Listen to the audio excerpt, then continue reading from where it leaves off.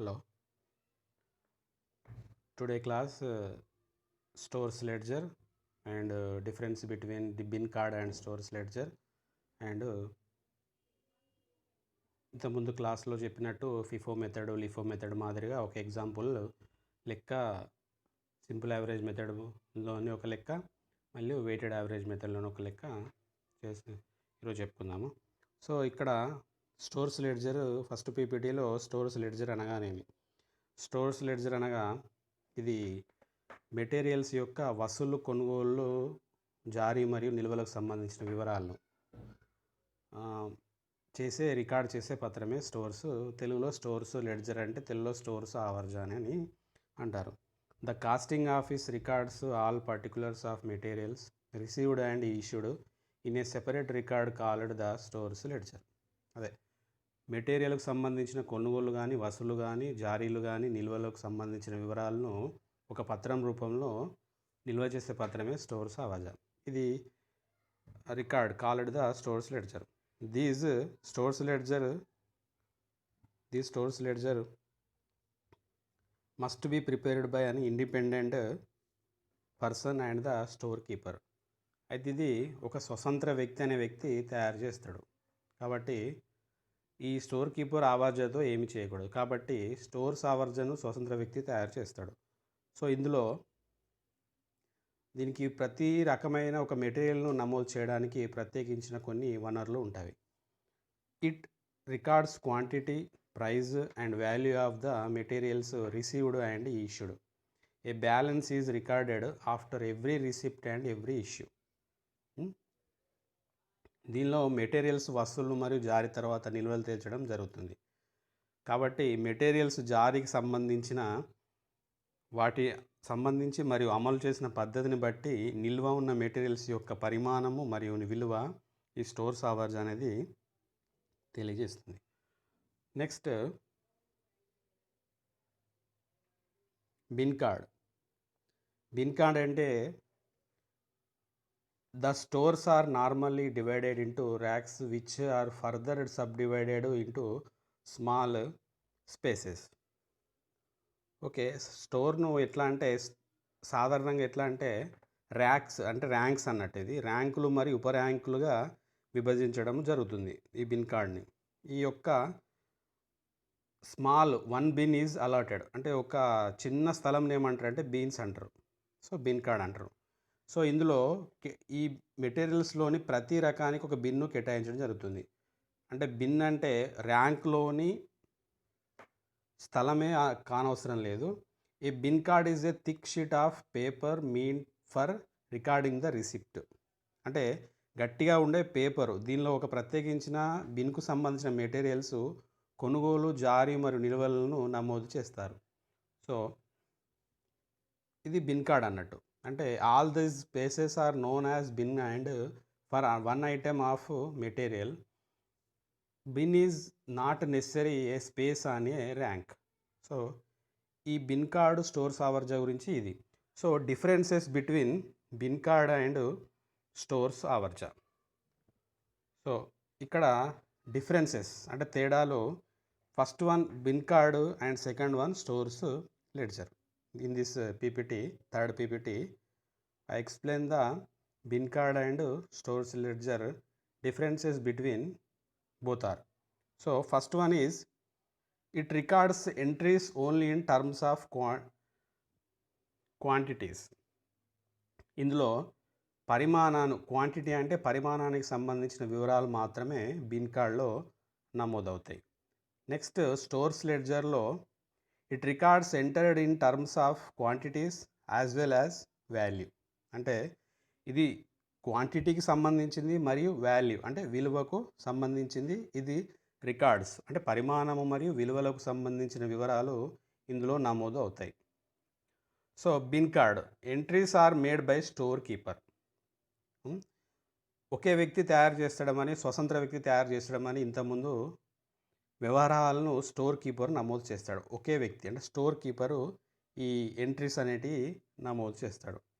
So stores ఆవర్జాలో cost accountant నమోదు చేస్తాడు. It is in case of stores ledger inter departments transfer to material.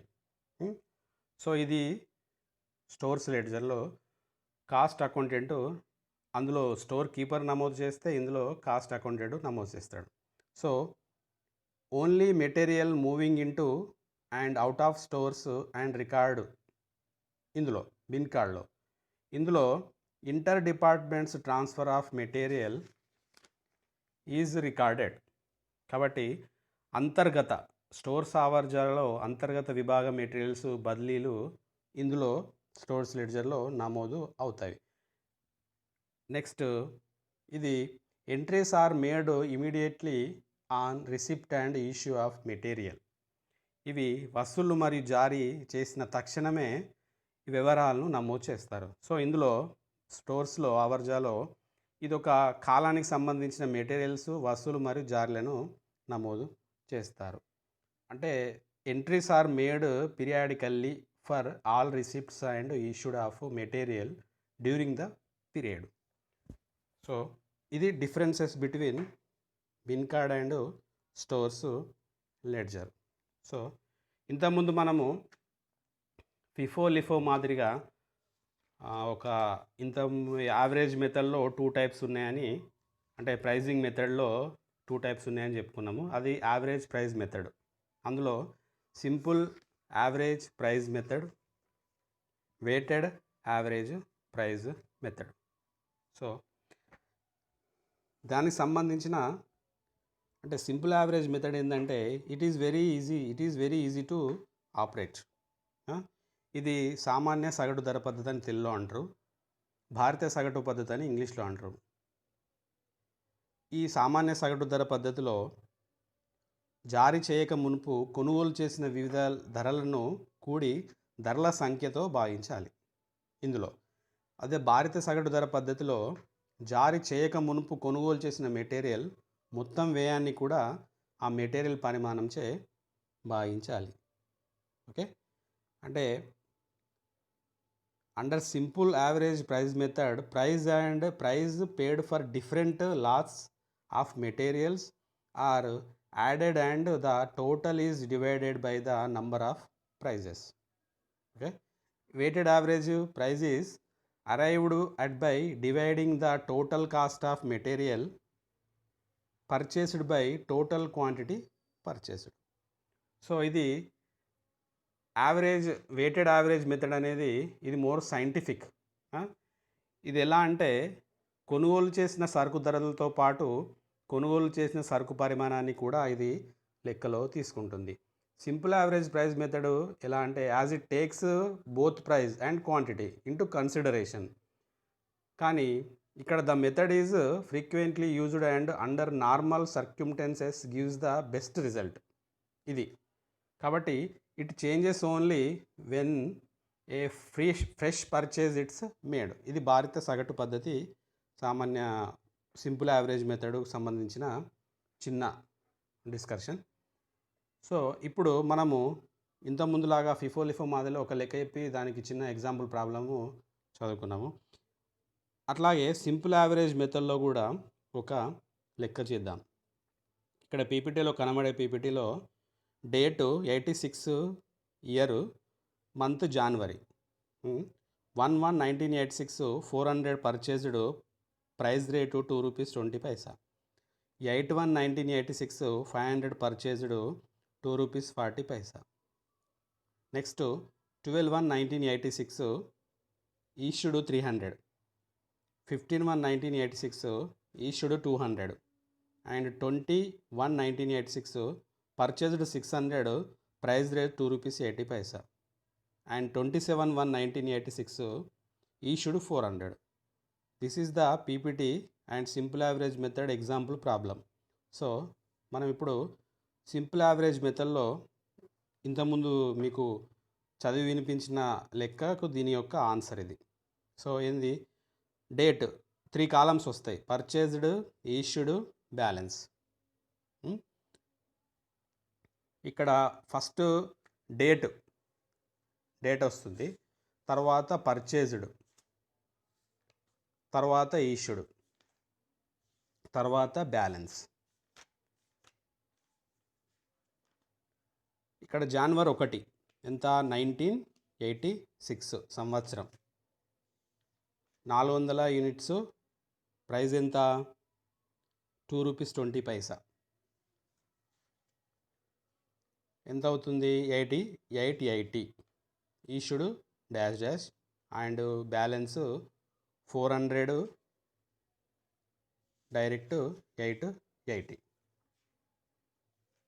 Okay, next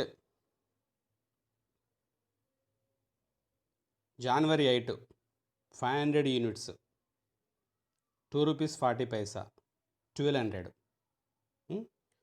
so మనకు old balance ఎంత ఉంది అక్కడ 400 ఉంది, 80 ప్రైస్ రేటు. ఇప్పుడు మనకు January 8 రోజు పర్చేజ్ చేసాం కాబట్టి 500 ₹2.40 చొప్పున 1200 400 ప్లస్ 500 ఈజ్ ఈక్వల్ టు ఎంత 900. ఈ పీపీటీలో మీకు కింద 900 కింద 4 ప్లస్ 5 రాశాను, 900 అది.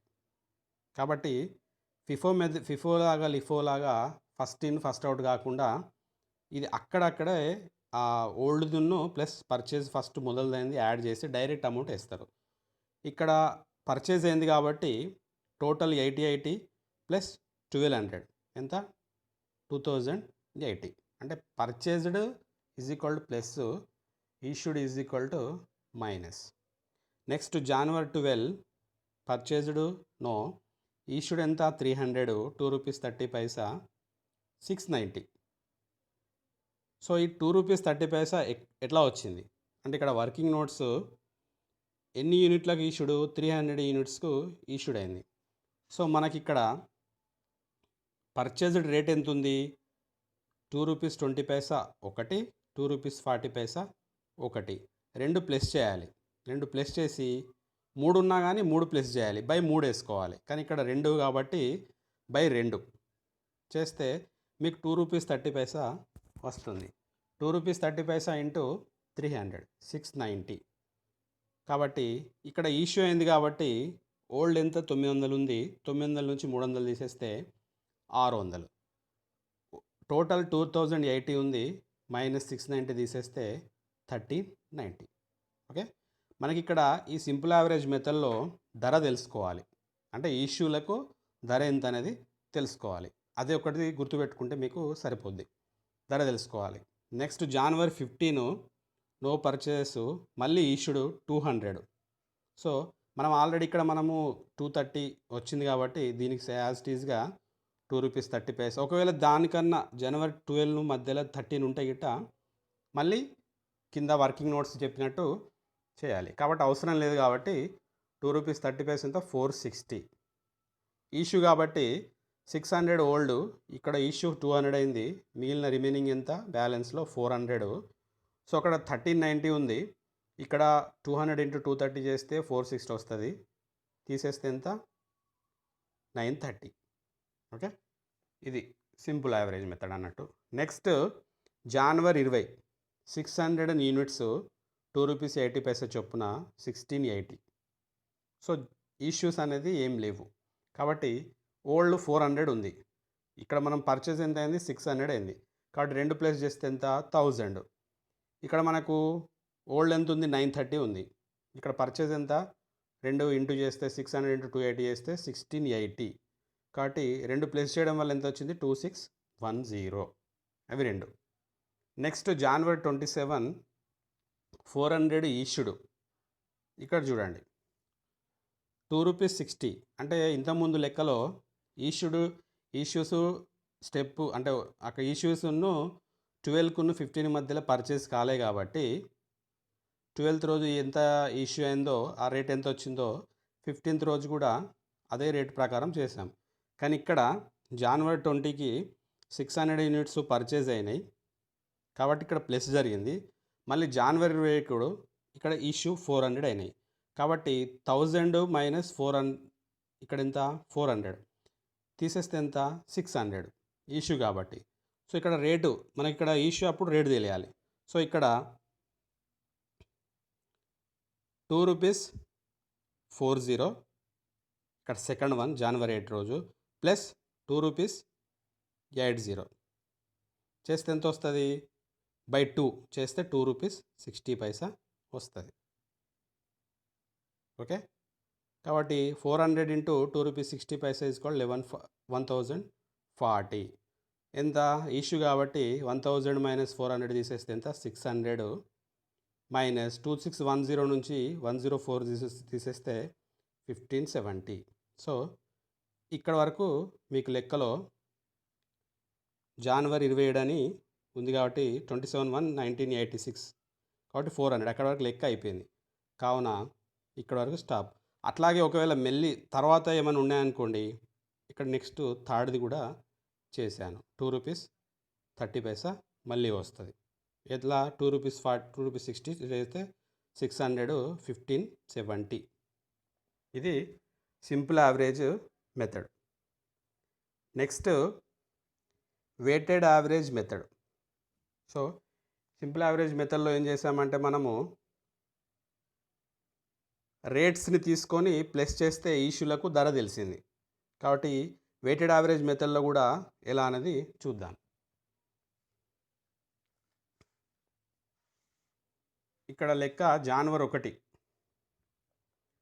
బ్యాలెన్స్. ఇక్కడ సింపుల్ యావరేజ్ మెథడ్లో బ్యాలెన్స్ ఇవ్వలేదు, కానీ ఇందులో బ్యాలెన్స్ ఇచ్చిండు. Balance 100 units 10 rupees per unit. Okay, ఇది direct amount first. Next purchase units rate, purchase date జనవరి 15 40 యూనిట్స్ రేటు 11 రూపీస్. జనవరి 20 80 రూపీస్ యూనిట్స్ ఈష్యూడ్. ఫిబ్రవరి 25 60 units rate 12. And March 25 50 units purchased rate 10. So ఇక్కడ ఫిబ్రవరి 10 ఇష్యూ 30, మార్చ్ 10 ఇష్యూ 40. ఇది weighted average method simple problem. So ఇప్పుడు మనము weighted average method ఎలా అనేది చేద్దాం. So same date, purchased, issued and balance.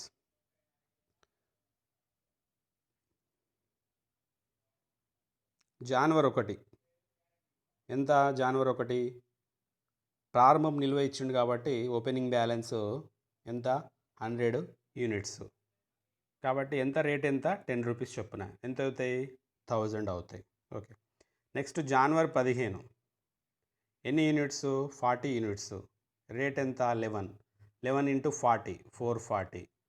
ఇక్కడ ఏముంది? పర్చేజ్డ్ కాబట్టి ప్లస్ అవుతాయి సేమ్ యాజ్ ఇట్ ఈస్గా. 100 ప్లస్ 40 ఈజ్ ఈక్వల్ 140. కాబట్టి ఇక్కడ 10.286 ఎలా వచ్చిందనేది మీకు డౌట్. కాబట్టి ఏం చేయాలంటే ఇక్కడ 100 ఇక్కడ బ్యాలెన్స్లో యూనిట్స్ కాడ 100 ఇంటూ 10 రూపీస్ ప్లస్ 40 జనవరి 15 రోజు 40 into 11 rupees by 100 plus units ఇక్కడ 40 చేస్తే ఎంత వస్తుంది? 1000 ప్లస్ 440 బై 140 చేసేస్తే ఎంత? 1440 బై 140 ఈజ్ ఈక్వల్ టు ఎంత? 10.28 వస్తుంది. మనకి ఇక్కడ ధర తెలియాలి 10.28. నెక్స్ట్ అర్థమైందా? 100 ప్లస్ 100 ఇంటూ 10 ప్లస్ 40 ఇంటూ 11. 100 బ్యాలెన్స్ది, దాని రేట్ ఎంత? 10 రూపీస్. సో జనవరి 15 రోజు పర్చేజ్ చేసినాం కాబట్టి 40 into 11 by 100 units plus 40 units చేస్తే ఎంత? 140. 1000 plus 440 by 140 is equal 1440 by 140 is equal 10.28. Okay, next January 20 issues ఎంత? 80. మనకు అక్కడ ఎంత ఉంది? 140 ఉంది. 100 ప్లస్ 40 140. కాబట్టి 140 ఇష్యూ కాబట్టి మైనస్, కాబట్టి 140 నుంచి 80 తీసేస్తే ఎంత? 60. సో రేటు ఇక్కడ ఏం లేదు, అక్కడ ఇచ్చిన రేటే ఇక్కడ మళ్ళీ రాసుకోవాలి. 60 ఇంటూ 10.286 ఎంత? 630 17. Okay, issue. నెక్స్ట్ ఫిబ్రవరి 10 మళ్ళీ ఇష్యూస్ 30. బ్యాలెన్స్ ఎంత ఉంది? 60 ఉంది. 60 నుంచి 30 తీసేస్తే ఎంత? 30. కాబట్టి రేట్ ఎంత? 10.286. మారనవసరం లేదు. చేస్తే ఎంత? 308. Okay. Next February 25 60 units purchased. అక్కడ ఇష్యూకి ధర తెలుసుకున్నాం, ఇక్కడ పర్చేస్కు ధర తెలుసుకోవాలి. ఫిబ్రవరి 25 60 యూనిట్లు 12 చొప్పున 720. సో ఓల్డ్ ఎంత ఉన్నాయి? 30 ప్లస్ 60 ఈజ్ ఈక్వల్ ఎంత? 90. ఓకే, ఇక్కడ మనం పర్చేస్కు ధర తెలవాలి. 11.42 సేమ్ యాజ్ ఇట్ ఈజ్గానే. ఫస్ట్ ఎట్లా చేసినాం? 100. ఇక్కడ కూడా ఎంత? 30 ఇంటూ ఫస్ట్ ఎంత? 10. ఇక్కడ కూడా 10.28 ప్లస్ ఇక్కడ ఎంత? జారీ ఎంత? 60 ఇంటూ 12. అక్కడ కూడా 40 ఇంటూ 11 ఫస్ట్ చేసినాం కదా, అలాగే బై అక్కడ ఎంత? 30. అక్కడ ఎంత ఉన్నది? 100 ఉన్నది. ఇక్కడ ఎంత ఉన్నది? 30 ప్లస్ ఇదెంత? 60 ఈజ్ ఈక్వల్ టు చేస్తే ఎంత వస్తుంది? 308.5 ప్లస్ 12 6 72 720 వస్తుంది బై 90. చేస్తే 11.42 మీకు వస్తుంది. 11.42. ఓకే. Next March 10. మార్చ్ 10 ఎంత? 40 యూనిట్స్. సేమ్ పర్చేజ్ మన ఇష్యూ కాబట్టి రేటు మారది. 11.42 ఇంటూ 40 457 వస్తుంది. ఓకే, 457. ఇష్యూ కాబట్టి 90 నుంచి 40 తీసేస్తే ఎంత? 50. రేటు 11.42. టోటల్ ఎంత? 571.4. Next March 25 50 units purchased 10 rupees చొప్పున. 50 ఇంటూ 10 ఈజ్ ఈక్వల్ ఎంత? 500. సో ఇక్కడికి లెక్క డేట్ అయిపోయింది కాబట్టి, అంటే ఇక్కడ డేటు మార్చ్ 10 వరకే ఇష్యూ అయినాడు. మార్చ్ 10 వచ్చేసింది. మార్చ్ 25కి 50 యూనిట్స్ పర్చేజ్ అయినాడు. కాబట్టి ఇది మనము మార్చ్ 25 పర్చేజ్డ్ కాబట్టి 50 into 10 500. Old 50 purchased present 50 is equal to 100. ఇక్కడ 10.714 సేమ్ యాజ్ ఇట్ ఈస్గానే. ఎంత తీసుకున్నాం? 50 into 11.42 plus 50 into 10 by 50 plus 50. Same 1 2 జనవరి 1 15 ఎట్లా చేసినామో 10.28 ఎట్లా వచ్చింది, 11.42 ఎట్లా వచ్చిందో ఇప్పుడు 10.714 కూడా అలాగే చేయడం. చేస్తే ఎంత వస్తుంది? 10.71 అనేది వస్తుంది. సేమ్ యాజ్ ఇట్ ఈస్గా నో. కాబట్టి ఇది weighted average method. Simple average మెథడ్లో ఎట్లుంది? ఇక్కడ మనం రేట్స్ని క్యాలిక్యులేట్ చేసి ఇక్కడ ఇష్యూకు ధర తెలుసుకున్నాం. సో ఇక్కడ వెయిటెడ్ యావరేజ్ మెథడ్లో ఎట్లుంది? ఇక్కడ యూనిట్స్ను ప్లస్ చేసి పర్చేజ్ అయినప్పుడు ఏ రేట్తో అనేది ధర తెలుసుకున్నాం. సో ఇది simple average method and weighted average method యొక్క ఎగ్జాంపుల్ ప్రాబ్లం. ఓకే.